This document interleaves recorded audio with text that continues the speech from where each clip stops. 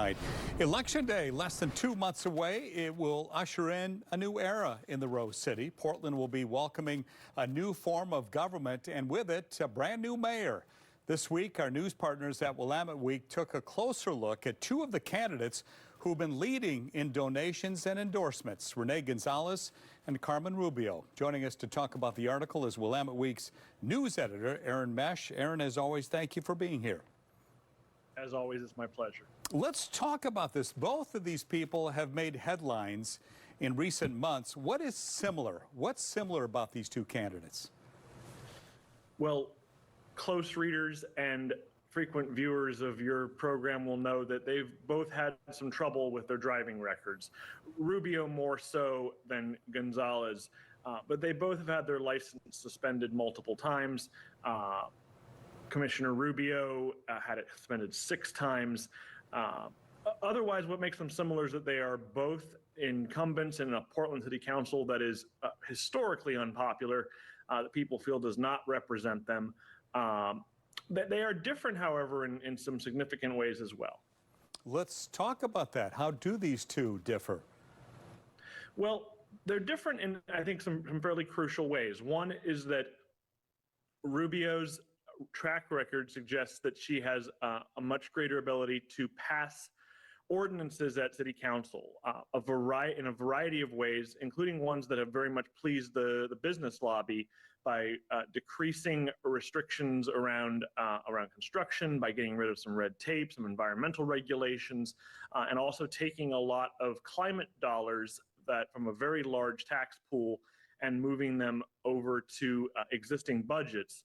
She's shown an ability to get quite a bit done. On the other hand, she lacks a consistent or coherent messaging, and it's not really clear what it is that the city would look like under her leadership. But by contrast, Gonzalez is quite the talker, someone who has a very clear message. He's going to hire more police officers, bring back neighborhood watches, reduce crime, and get rid of street camping. Those are very clear messages. It's not at all clear from his track record overseeing Portland Fire and Rescue that he actually is much of a change agent when it comes to making inroads into recalcitrant bureaus or causing change in places that don't want to be changed. On the other hand, it's certainly the case that that business leaders have piled money into an independent expenditure for him.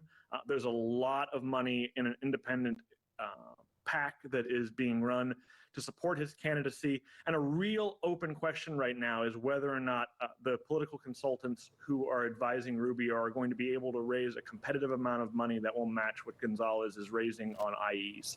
Before you go, I know there's some other candidates in the race. Can you tell us about those? Sure. Commissioner Mingus Mapps is also running a campaign that never has really seemed to get off the ground. Leave Osvis is running. People know her better as Viva Las Vegas. That's her stage name as a dancer at Mary's Club and other venues. And perhaps most interestingly is Keith Wilson, who runs a environmentally friendly trucking company and has a fairly interesting plan to reduce unsanctioned homelessness and increase shelter beds in the city, and also has run a very successful business, which is more than can be said for anyone else in the race. Real quick, have you read all those books behind you?